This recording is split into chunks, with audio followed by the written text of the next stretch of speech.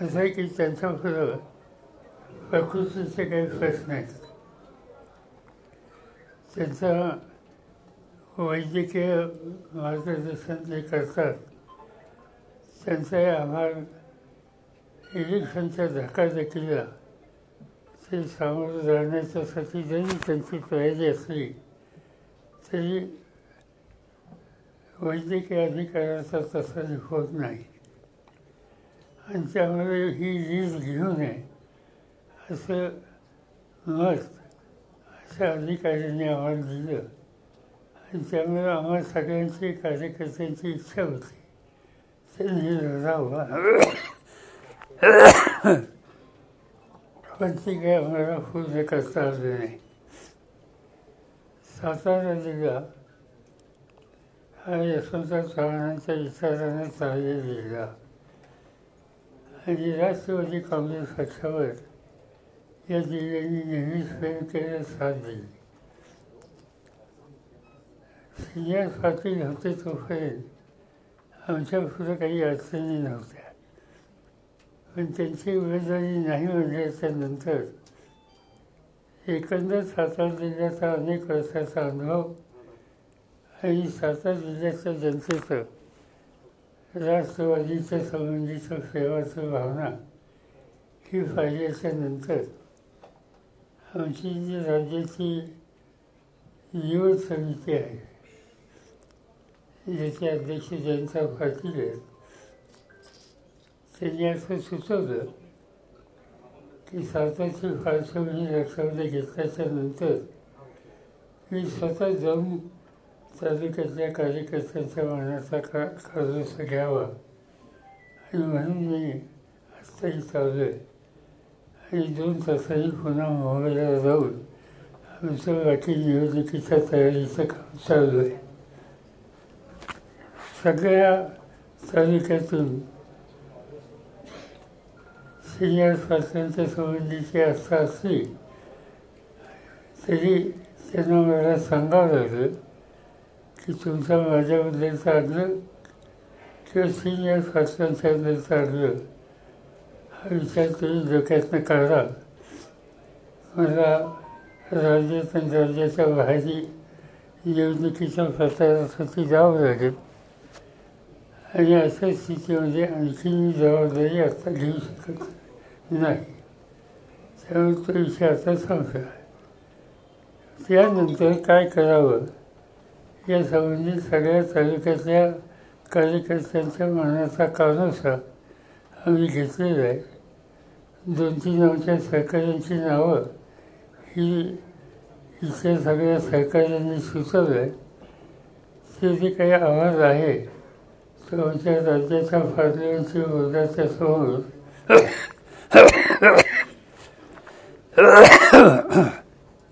आज संध्याकाळच्या बैठकीमध्ये मी देईन आणि नंतर त्याच्यावर तिथे विचारविनिमय केला जाईल. ही निवडणुकीच्या कृतीची स्थिती आहे. पण कोणकोणती नावं अजून या बैठकीत चर्चेतून पुढे आलेली आहेत? तर तुम्हाला सगळं माहिती आहे, कसं बघितलं तरी पण अधिकृत तुमच्याकडून नावं समजली की बाबा हे नावं जी आली त्याच्यामध्ये शशिकांत शिंदे, बाळासाहेब पाटील, सुनील माने, सत्यजित पाटणकर, हां सत्यजित बाळासाहेब पाटील, शशिकांत, सुनील, सत्यजित आणि श्रीनिवास पाटील ही नावं आली. क्रांतीचा आहे. यापूर्वी सुद्धा आपण असं सांगितलं होतं की कुठं अन्याय होत असेल, कुठं अत्याचार होत असेल तर सातारा जिल्ह्यातून उठाव केला जातो. तसं आज आपण ह्या लोकसभा निवडणुकीच्या पार्श्वभूमीवर काय उठाव करणार आहात, काय घोषणा करणार आहात? असं आहे की आमची पार्लमेंटची बोर्डाची मीटिंग चालू आहे. 1 नंबर 2 ही निवडणूक वेगळ्या पद्धतीनं आम्हाला लढायची. त्याचं कारण राज्यामध्ये भारतीय जनता पार्टीच्या विरुद्ध विचाराने असलेले जे घटक आहेत अशांचा आमचा एक संघ तयार झाला आहे. त्याच्यामध्ये काँग्रेस पक्ष आहे, उद्धव ठाकरेंच्या नेतृत्वाखालचं शिवसेना आहे, राष्ट्रवादी आणि लोक सार्वत्व आहे, आणि त्याशिवाय डाव्या आणि प्रागतिक विचाराचे जे पक्ष आहेत, शेतकरी कामगार पक्ष असेल, CPM असेल, CPI असेल, RCI काही घटक असतील, ही आम्हाला सगळ्यांच्या बरोबर आहेत. त्यामुळे उद्देशाला जे निर्णय घ्यायचे ते एकट्याने कोणत्या बसून निर्णय घेता येणार नाही. या सगळ्यांच्यावरून विचार विनिमय करून ते निर्णय त्या ठिकाणी घेतले जाते. आणि ती प्रोसेस आमची चालू आहे. कालच एक बंद करा कालच एक आमची बैठक त्याची झाली. या बैठकीला सगळे हजर नव्हते, पण उद्धव ठाकरे होते, पृथ्वीराज चव्हाण होते, बाळासाहेब पाटील होते, जयंत पाटील होते, जितेंद्र आव्हाड होते, आणखीन काही आमचे सहकारी होते.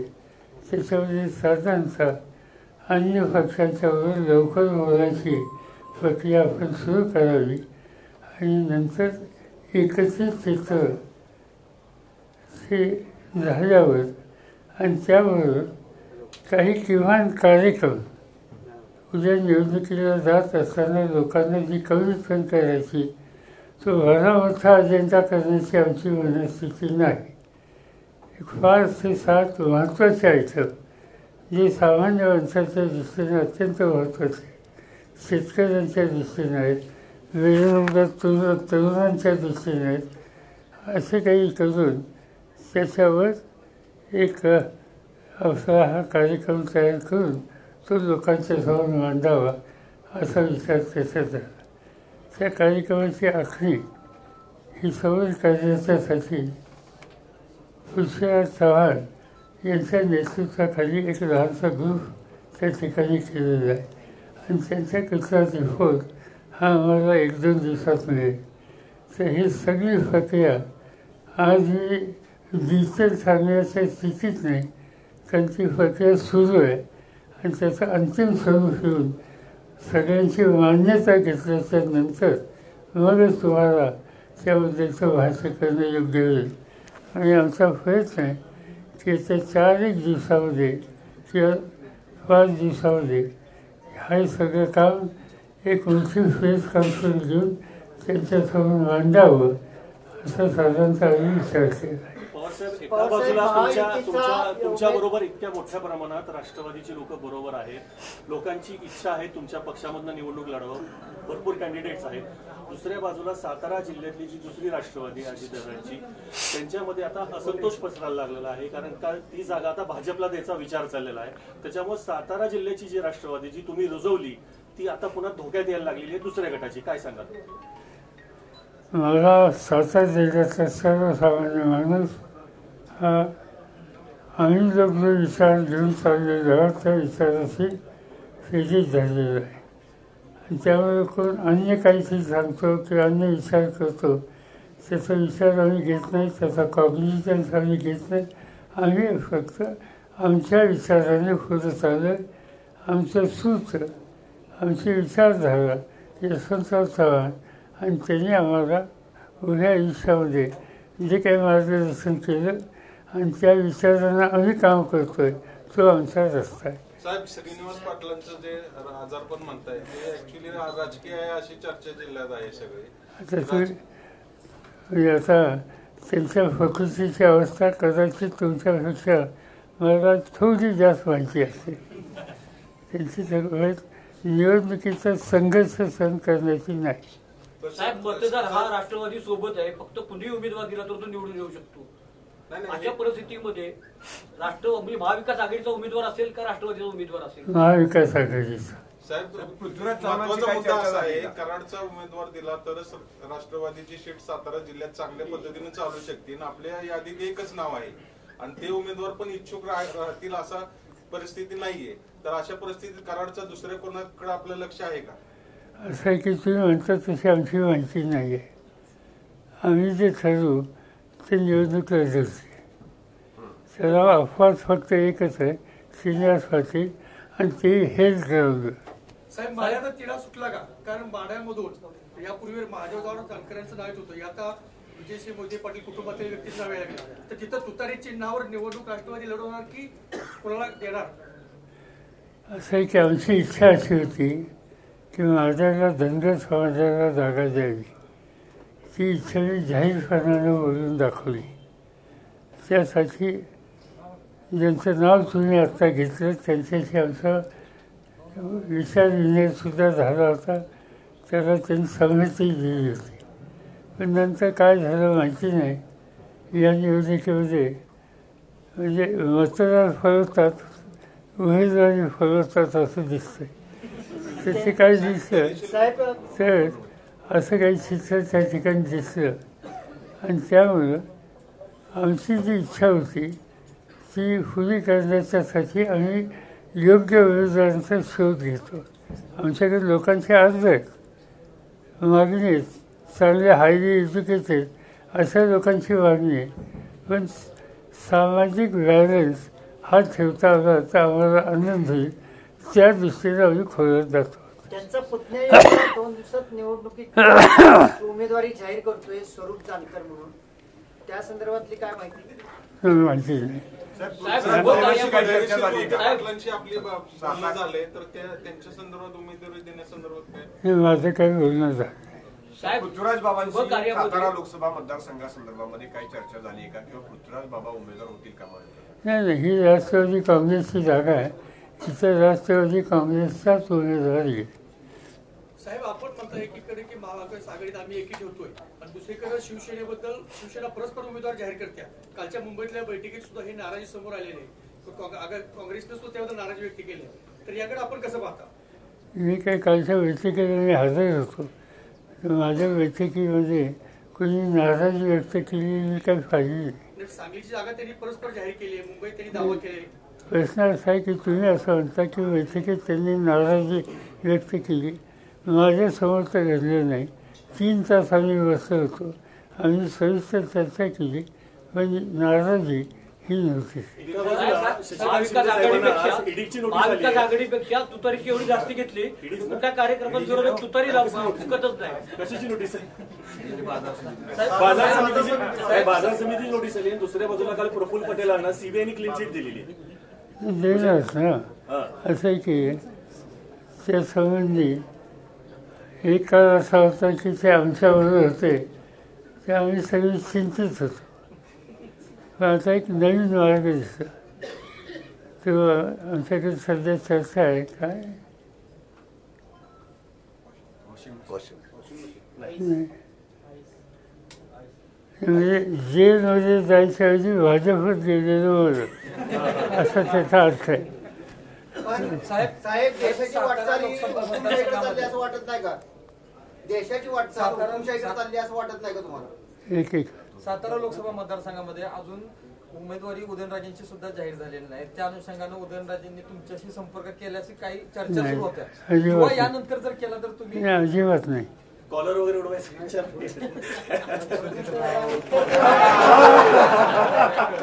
साहेब 2019 साली आपण चूक सुधारली. 2019ला मतदारांना तुम्ही अपील केले की चूक सुधारा. आता ते चूक सुधारल्यानंतर पुन्हा तुम्ही अपील करणार का की आता बाबा चूक सुधारलेली आहे, पुन्हा चूक करू नका?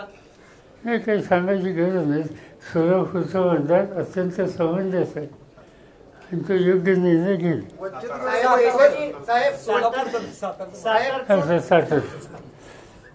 बरोबर प्रस्तावाला तर चर्चा होणार नाही कोणाची?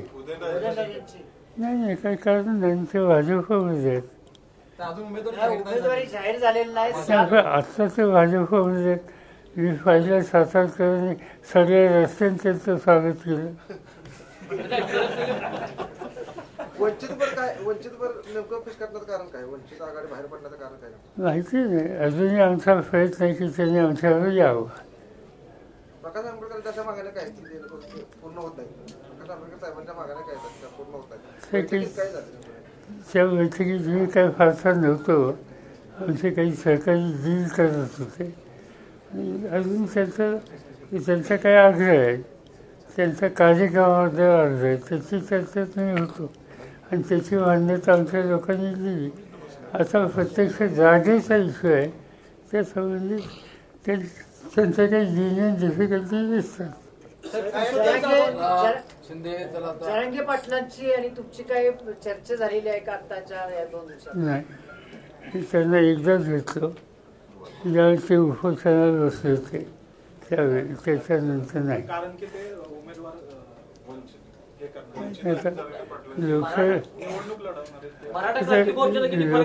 लोकशाहीमध्ये कुणाला उभं राहायचा अधिकार आहे तो मान्य केला पाहिजे. साहेब, जरांगे पाटलांनी जर प्रत्येक लोकसभेमध्ये उमेदवार उभे केले तर मराठा मतांवर याचा परिणाम आणि फरक पडेल का? विभाजन होईल का मतांचं?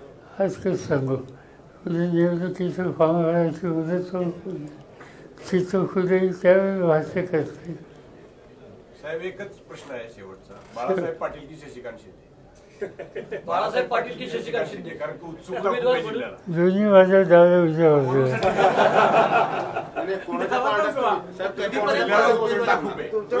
तुम्ही कोणाच्या पारड्यात वजन टाकणार, त्यांच्या का यांच्या? किंवा कुणाला सांगणार लढायला? माझं काम करा सांगणार. ते दोघेही त्यांची सगळी शक्ती पक्षाच्या फायद्यात टाकणार. चल,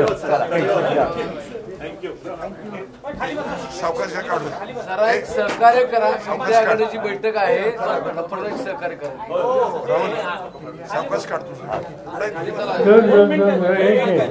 एक मिनिट अरे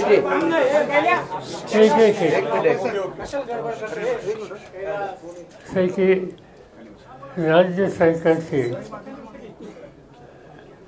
एक गोष्ट अतिशय गंभीर आमच्या दृष्टीने लोकांच्या दृष्टीने महाराष्ट्रातल्या काही जिल्ह्यामध्ये दुष्काळी स्थिती आहे. त्याच्यामध्ये सातारा जिल्ह्याचा सुद्धा मोठा भाग येतो. पिण्याचं पाणी, जनावरांचा चारा आणि हाताला काम या तिन्ही गोष्टी महत्त्वाच्या. आत्तापर्यंत पूर्वीचं गव्हर्नमेंट असताना अशी स्थिती निर्माण झाल्याच्या नंतर शासनाची सगळी शक्ती कामाला लावली. मी केंद्रात असताना सुद्धा अशी स्थिती आल्याच्या नंतर सवन जिल्ह्याचा दौरा करून जे काही करता येईल ते केलं. आज त्याची अत्यंत गरज आहे. हे राज्य सरकार दुष्काळग्रस्तांच्या मूलभूत प्रश्नाच्याकडे अजिबात लक्ष देत नाही. ही अशी स्थिती जर राहिली तर त्यासाठी एका विशिष्ट पद्धतीची काळजी घेऊन संघर्षाची भूमिका घ्यावी लागेल. त्याचा आम्ही विचार करतो आहोत. साहेब, निलेश लंकेचा एक प्रश्न आहे. साहेब, निलेश लंके अहमदनगर मधून उमेदवारी जाहीर झाली का आपल्या गटाकडून? झाली नाही, पण 2 दिवसांत तुम्हाला कळेल. आमदारकीचा राजीनामा देणार ना? देऊ शकतात, याची काय आवश्यकता नाही, पण देऊ शकतात. साहेब, कदाचित आज दिलाही असेल माहिती. साहेब, तुम्हाला विधानसभेला विरोध करणारे आमदार हुकुमशाहीकडे चालले असं तुम्हाला वाटत नाही का? नाही, असं आहे की आता केजरीवाल अटक केली कशासाठी? उद्या आम्ही 31 तारखेला देशातल्या अनेक पक्षांची बैठक बोलवली आणि तिथं आम्ही रामलीला मैदानावर एक जाहीर सभासुद्धा घेतो. देशात सगळे विरोधी पक्षाचे महत्त्वाचे नेते हे सहभागी आहेत. ममता आहेत, आणखी अनेक मुख्यमंत्री आहेत, माझ्यासारखे लोक त्याच्यात आहेत. काय त्याच्याबद्दलचा गुन्हा काय होता? त्यांनी राज्यामध्ये मद्य संदर्भातली पॉलिसी केली. प्रत्येक राज्यामध्ये ह्याही पॉलिसी केलेली असते. महाराष्ट्रात आहे, आताच्या सरकारने केली, आमचं सरकार असताना केली. ह्या पॉलिसीज कराव्या लागतात. मग ती आरोग्याची असेल, ती शेतीची असेल किंवा अन्य कुठल्या विषयाची असेल. तर त्या ठिकाणी केजरीवालच्या सरकारने राज्याची मद्य निर्मिती, त्याचा वापर, किती वयाच्या मुलांना परवानगी द्यावी, शाळा कॉलेजपासून किती अंतर ठेवावं, धार्मिक स्थळं आहेत त्यापासून किती दूर ठेवावं, या सगळ्या गोष्टीची आखणी ही करून ती पॉलिसी केली जाते. ती पॉलिसी केली म्हणून मुख्यमंत्र्यांना अटक करायची. त्यांचे 2 मंत्री ऑलरेडी जेलमध्ये. म्हणजे हुकुमशाही याचा अर्थ दुसरा काय? झारखंडचा आदिवासी मुख्यमंत्री गेले 3 महिने जेलमध्ये, आदिवासी समाजाचा. झारखंड हे आदिवासींचं राज्य आहे. आता दिल्ली देशाची राजधानी. आज जगातले वर्तमानपत्रांनी केजरीवालच्या अटकेची नोंद घेतली. तुम्ही बघितलं असेल तर अमेरिकन आणि बाकीच्या सगळ्या मीडियानी केंद्र सरकारवर अतिशय टीका केलेली आहे. ते आम्हाला अस्वस्थ होतं, कारण बाहेरचे लोक आमच्या सरकारवर टीका करतात. ही गोष्ट काही देशाच्या दृष्टीने चांगली नाही, पण ते घडेल अशी स्थिती या सरकारने आणलेली. आणि त्याचा परिणाम आज मुख्यमंत्र्यांना अटक करण्याइतपर्यंत आले. हळूहळू याचा विस्तार होईल आणि मूलभूत स्वातंत्र्य हेच संकटात येईल ही स्थिती आज दिसते. त्याचे विरुद्ध संघर्ष करावा लागेल.